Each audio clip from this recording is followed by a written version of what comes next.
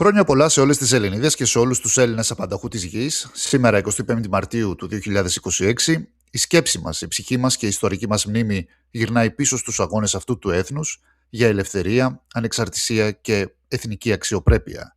Είναι μια ημέρα υπερηφάνειας και πριν περάσουμε στην βαριά γεωπολιτική και εγχώρια ανάλυση της ημέρας, οφείλουμε να κάνουμε μια σύντομη αναφορά στην σημερινή στρατιωτική παρέλαση στο κέντρο της Αθήνας, μια παρέλαση ιδιαίτερη, καθώς οι ένοπλες δυνάμεις μας παρουσίασαν για πρώτη φορά στο ευρύ κοινό τα νέα οπλικά συστήματα που έχουν ενταχθεί στο οπλοστάσιο της χώρας. Είδαμε συστήματα τα οποία έρχονται να αλλάξουν τα δεδομένα της αποτροπής στο Αιγαίο και στην Ανατολική Μεσόγειο, αναβαθμίζοντας ουσιαστικά την επιχειρησιακή ικανότητα της χώρας μας. Όμως, φίλες και φίλοι, ενώ εμείς εδώ τιμούμε τους ήρωές μας, στην διεθνή σκακέρα έχουμε ένα θέατρο του παραλόγου, όπως είπα και στο χτεσινό βίντεο, με πρωταγωνιστές τις Ηνωμένες Πολιτείες και το Ιράν, το οποίο απειλεί να τινάξει την παγκόσμια οικονομία στον αέρα. Πάμε να ξετυλίξουμε το κουβάρι, γιατί αυτά που ακούμε και αυτά που βλέπουμε τις τελευταίες ώρες ξεπερνούν κάθε φαντασία.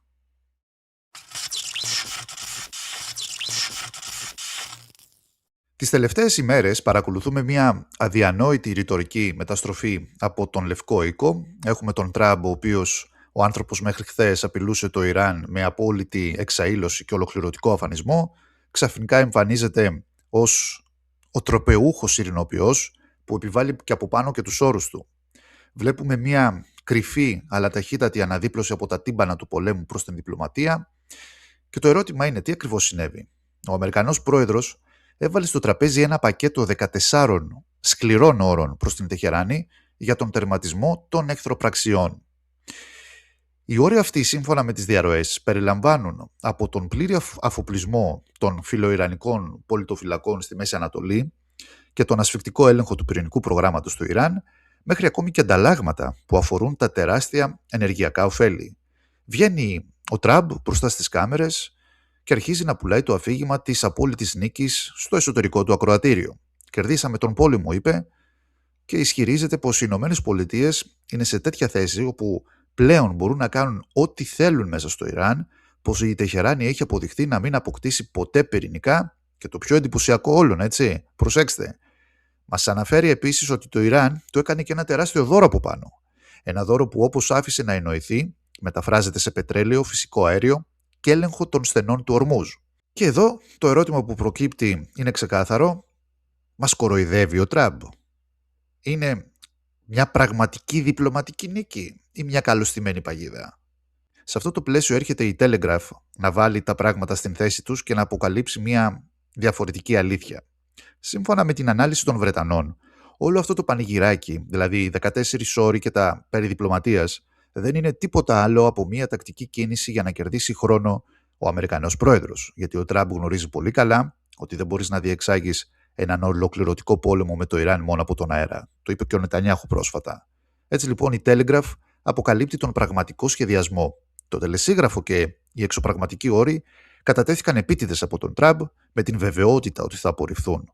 Ο Τραμπ έτσι αγοράζει πολύτιμο επιχειρησιακό χρόνο για να προετοιμάσει τους πεζοναύτες και να αναπτύξει τις τεράστιες δυνάμεις που απαιτούνται για κάτι πολύ πιο σκοτεινό, την χερσαία εισβολή.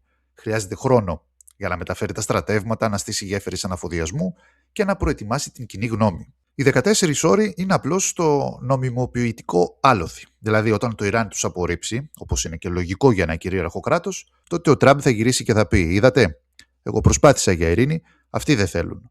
Τώρα η ευθύνη της εισβολής βαραίνει αυτούς. Είναι το κλασικό, το βρώμικο εγχειρίδιο του πολέμου. Και πώς αντιδρά η Τεχεράνη απέναντι σε αυτό το διπλωματικό θέατρο? Γιατί το καθεστώς των Αγιατολάχ δεν είναι χθεσινό στο γεωπολιτικό παιχνίδι. Διαβάζουν τις κινήσεις της Ουάσιγκτον και απαντούν με απόλυτη σκληρότητα. Πρώτα απ' όλα το Ιράν απέρριψε κατηγορηματικά και με συνοπτικές διαδικασίες την πρόταση των ΗΠΑ για εκεχηρία και τους 14 όρους. Δεν μπήκαν καν στον κόπο να το συζητήσουν, να το αναλύσουν, αντιλαμβανόμενοι ότι πρόκειται για μια πρόταση συνδικολόγησης και όχι φυσικά ειρήνευσης. Η απάντησή τους λοιπόν προς την Ουάσιγκτον είναι ξεκάθαρη.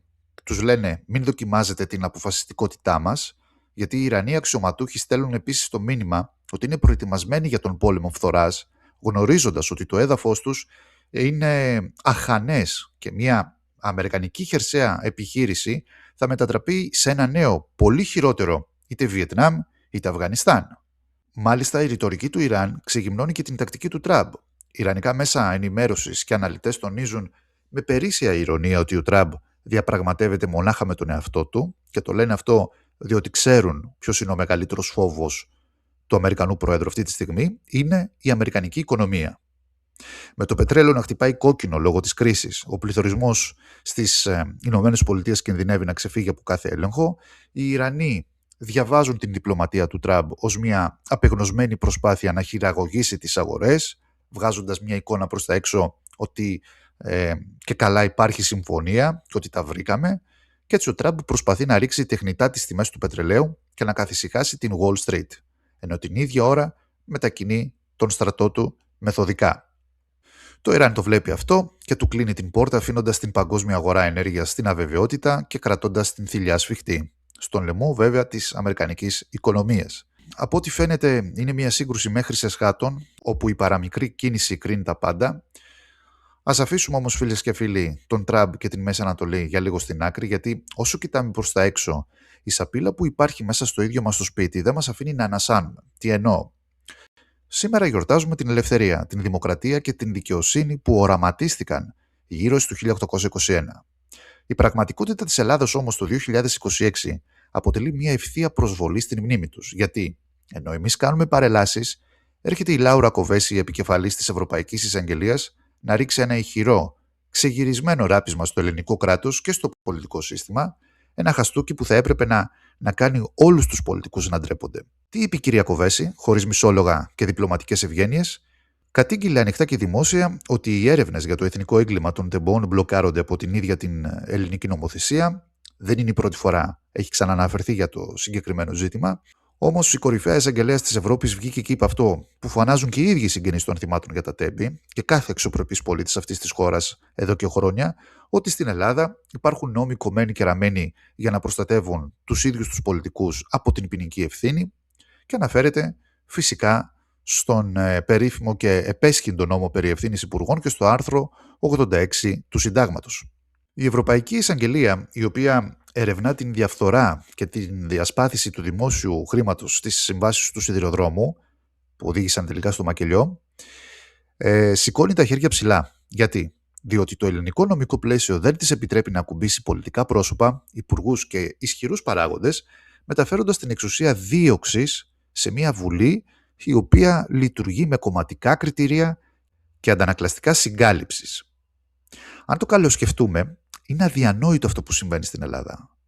Οι οικογένειες των θυμάτων σέρνονται στις αίθουσες κοτέτσια που συζητούσαμε στο προηγούμενο βίντεο, βιώνοντας μια δεύτερη δολοφονία από την απαξίωση της διαδικασίας, και το ίδιο το κράτος, η ίδια η κυβέρνηση δηλαδή, κρύβεται πίσω από τις ασυλίες.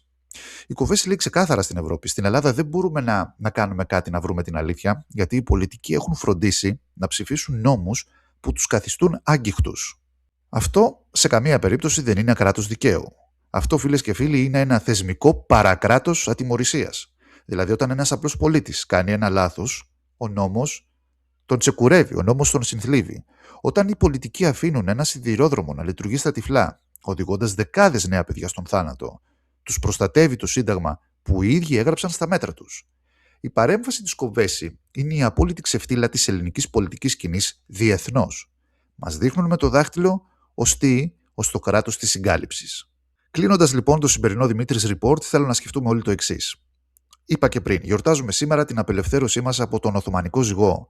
Αλλά αναρωτιέμαι, πότε θα απελευθερωθούμε από τον εγχώριο ζυγό της διαφθοράς, της συγκάλυψης και της πολιτικής ασυλίας? Γιατί αυτό που συμβαίνει τώρα, συμβαίνει εδώ και δεκαετίες στην Ελλάδα. Περιμένω την δική σας άποψη, η συζήτηση ανοίγει κάτω στα σχόλια. Αν βρήκατε αξία σε αυτήν την ανάλυση, κάντε ένα like, μια εγγραφή στο κανάλι και κοινοποιήστε αυτό το βίντεο να πάει παντού. Επίσης, για όσους θέλουν να στηρίξουν έμπρακτα αυτή την ανεξάρτητη ενημέρωση του Δημήτρης Report, το κουμπί γίνεται μέλος. Είναι πλέον ενεργό με αποκλειστικά προνόμια, είναι το κουμπί της συμμετοχής. Μέχρι την επόμενη φορά, εύχομαι να είστε όλοι καλά. Χρόνια πολλά και πάλι σε όλες και σε όλους. Χρόνια πολλά στην Ελλάδα μας. Γεια σας.